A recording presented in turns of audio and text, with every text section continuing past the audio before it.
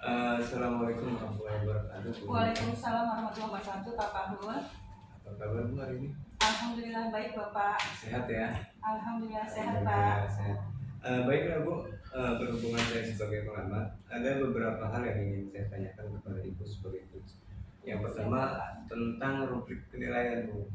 Nah, harapan sudah memiliki prinsip dari seorang coach. Yang pertama, kemitraan, proses kreatif dan memaksimalkan potensi. Kompetensi inti coaching pertama present atau kehadiran penuh, yang kedua mendengarkan aktif dan mengajukan pertanyaan berbobot dalam tentunya dengan teknik rasa. Yang kedua alur cerita, ya, harus sesuai dengan alur cerita. Yang pertama tujuan, yang kedua identifikasi, yang ketiga rencana aksi, dan yang keempat tanggung jawab. Ada beberapa pertanyaan yang ingin saya sampaikan kepada Ibu. Yang pertama, Bu. Yang kedua, Bu, dari dua bagian kompetensi yang Ibu ingin kembangkan secara spesifik, bagian kompetensi mana yang Ibu ingin kembangkan seperti itu? Yang ingin saya kembangkan secara spesifik yaitu mendengarkan aktif, Pak, agar saya bisa menggali potensi dan kunci saya bisa menemukan solusi atas permasalahan yang dia hadapi. Oke, pertanyaan yang ketiga, indikator ketercapaian tolak ukur yang ingin Ibu tuju dalam proses percakapan nanti seperti apa? Indikator ketercapaian tolak ukur yang ingin dituju dalam proses percakapan coaching nanti yaitu saya ingin menggunakan alur cerita secara runtut dan juga menggali ide-ide dari coach agar dapat menemukan solusi. Oke, saya rasa cukup ya, Bu, pertanyaan dari saya sebagai pengamat. Dan kurang lebihnya saya akhiri. Assalamualaikum warahmatullahi wabarakatuh. Waalaikumsalam warahmatullahi wabarakatuh. Assalamualaikum warahmatullahi wabarakatuh. Waalaikumsalam warahmatullahi wabarakatuh. Apa kabar, Pak Ajis? Alhamdulillah baik, Ibu. Ibu bagaimana kabarnya? Alhamdulillah baik juga, Pak Ajis. Apa ada yang bisa saya bantu? Jika Ibu tidak sibuk, bisakah kita berbincang sejenak, Bu? Tentu saja bisa, Pak. Kebetulan saya ada waktu kosong. Ngomong-ngomong, apa nih yang Bapak harapkan dari percakapan kita nantinya? Jadi gini, Bu, saya ingin menemukan solusi atas permasalahan saya, Bu. Mungkin setelah saya cerita kepada Bu Marina, saya bisa dapat gambaran tentang apa yang saya akan lakukan ke depan itu. Oh, seperti itu. Memangnya ada masalah apa ya, Pak? Jadi begini, Bu, ada siswa saya di kelas. Ini ketika pelajaran matematik kurang begitu termotivasi, Bu. Bahkan tugasnya pun jarang dia kerjakan begitu. Kadang saya dibuat repot sama anak ini. Oh, jadi seperti itu. Ada siswa yang kurang semangat, kurang termotivasi dalam pembelajaran matematika. Apa Bapak sudah melakukan penelusuran penyebab dari masalah ini? Sudah, Bu, saya sudah menggali anak tersebut dan menanyakan penyebab mengapa dia tidak begitu suka dengan pelajaran matematika. Oke, jadi Bapak sudah memanggil dan menanyakan anak tersebut ya, Pak ya. Ya, Lalu dari pengamatan Pak Ajis, apa sebabnya anak tersebut kurang begitu termotivasi dan kurang semangat dalam pembelajaran matematika? Jadi, Bu, setelah saya amati dan saya tanyakan langsung kepada anak tersebut, ternyata anak tersebut menjawab bahwa pelajaran matematik adalah pelajaran yang sulit untuk dia. Untuk itu dia malas untuk mengikuti pembelajaran. Itu sih, Bu, menurut pengamatan saya. Oh, jadi seperti itu ya, hasil pengamatan Pak Ajis bahwa anak tersebut merasa bahwa matematika itu pelajaran yang sulit ya. Nah, kira-kira seperti apa nih kondisi ideal yang Pak Ajis harapkan dari siswa tersebut? Tentu saja saya mengharapkan murid tersebut bisa mengikuti pelajaran matematik dengan baik, Bu, seperti murid-murid yang lainnya. Baik Bapak, itu harapan Bapak ya. Ini kalau kita rating ya Pak, 1 sampai 10. Tingkat motivasi belajar siswa tersebut ada di level mana Pak? Terus terang, Bu, ya, itu saya nilai masih berada di level 5, Bu.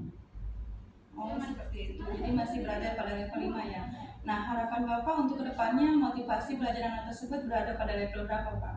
Saya menginginkan pada level 9 anak tersebut memiliki motivasi dalam mengikuti pelajaran matematik. Oh, jadi Bapak menginginkan berada pada level 9 ya Pak ya. Oke, baik. Kalau begitu, apa ada yang bisa Bapak lakukan untuk meningkatkan motivasi belajar siswa tersebut? Ya, Bu, jadi berdasarkan pengamatan saya kurang menerapkan pembelajaran yang dengan bervariasi, Bu, sehingga anak tersebut kurang begitu semangat dalam mengikuti pembelajaran di kelas. Mungkin juga metode yang kurang variatif, sehingga mungkin kebutuhan anak itu tidak terpenuhi. Oh seperti itu. Jadi Pak Ajis kurang menerapkan metode pembelajaran yang sesuai dengan kebutuhan siswa. Baik Bapak, lalu apakah ada metode yang pernah berhasil yang Bapak lakukan dalam pembelajaran matematika tersebut? Oh ada Bu, saya pernah menerapkan sebuah metode itu berbasis game dengan menggunakan media kartu bilangan, di mana pada materi tersebut yaitu materinya tentang mengubah bilangan pecahan menjadi desimal. Jadi saya menggunakan media pembelajaran berupa kartu pecahan dan kartu desimal, di mana nanti setiap siswa akan dibagi menjadi 2 kelompok ya. Satu kelompok memegang kartu pecahan dan satu kelompok lagi memegang kartu desimal, di mana nanti mereka akan mencari pecahan atau nilai yang senilai dengan bilangan tersebut. Itu saya lihat anak-anak sangat antusias Bu, dan alhamdulillah tujuan pembelajaran dapat tercapai. Oh, jadi seperti itu ya, Bapak menerapkan pembelajaran dengan metode yang bervariasi, salah satunya dengan menggunakan kartu bilangan, pecahan, dan desimal, membagi anak menjadi 2 kelompok. Oke, baik. Untuk selanjutnya, rencana apa nih yang akan Pak Ajis lakukan ke depannya? Ibu, saya akan melakukan penerapan pembelajaran dengan metode yang bervariasi Bu ya. Mungkin salah satunya saya akan menggunakan kembali metode berbasis game tersebut, juga diselingi dengan briefing yang menarik sehingga mengupdate segala informasi terkait cara mengajar yang berpihak pada murid agar mencapai tujuan pembelajaran yang saya harapkan Bu. Oh, seperti itu. Baik Bapak. Terus kira-kira berapa lama nih waktu yang Pak Ajis butuhkan untuk melakukan rencana tersebut? Secepatnya Bu. Oke, secepatnya ya Pak. Nah, kapan Bapak akan melakukan rencana tersebut? Mungkin dalam waktu dekat Bu, mungkin minggu besok saya akan coba menerapkannya. Oke, baik. Jadi rencana yang akan dilaksanakan itu secepatnya dalam minggu depan. Baik Bapak, lantas komitmen seperti apa yang akan Pak Ajis lakukan agar rencana ini berjalan dengan baik? Baik Ibu, saya akan konsisten belajar terus-menerus dan mengupdate segala informasi, berkolaborasi dengan rekan sejawat, dan berbagi praktik baik dengan guru, baik di dalam sekolah maupun di luar sekolah. Kemudian untuk meningkatkan kualitas saya juga, saya mengupdate berbagai informasi di baik di media sosial, begitu Ibu. Kemudian saya akan menerapkannya pada pembelajaran di kelas sehingga terlihat metode dan daya belajar saya bisa terlihat menarik begitu, sehingga kehadiran saya di kelas selalu dirindukan oleh murid-murid saya. Jadi seperti itu ya komitmen yang akan Pak Ajis lakukan. Oke, lalu apakah ada dukungan dari pihak lainnya yang Bapak butuhkan? Di sekolah dukungan sarana dari prasarana telah saya dapatkan Bu ya, baik dari kepala sekolah dan rekan sejawat. Mungkin hanya internal dari dalam diri saya yang harus terus konsisten dalam menjalaninya. Oke, baik. Jadi ada dukungan dari sekolah ya Pak ya.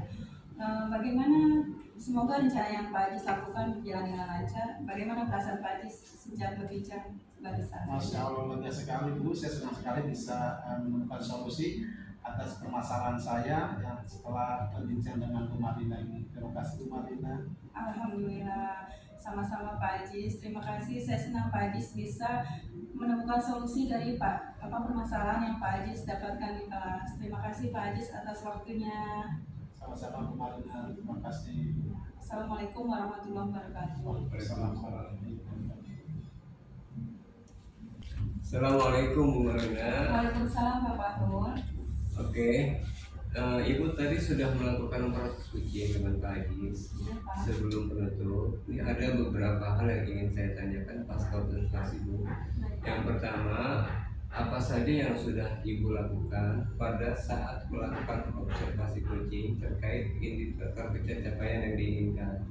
Baik Pak, jadi di proses coaching ini saya sudah melakukan coaching dengan alur tirta, menanyakan tujuan, identifikasi, rencana aksi, dan tanggung jawab, sehingga alur tersebut bisa menggali coaching untuk menceritakan permasalahan dan juga menemukan solusi dari permasalahannya. Oke, menurut saya sebagai observer nih, pada saat proses coaching tadi dengan Pak Ajis, Ibu sudah menjalankan proses dengan baik.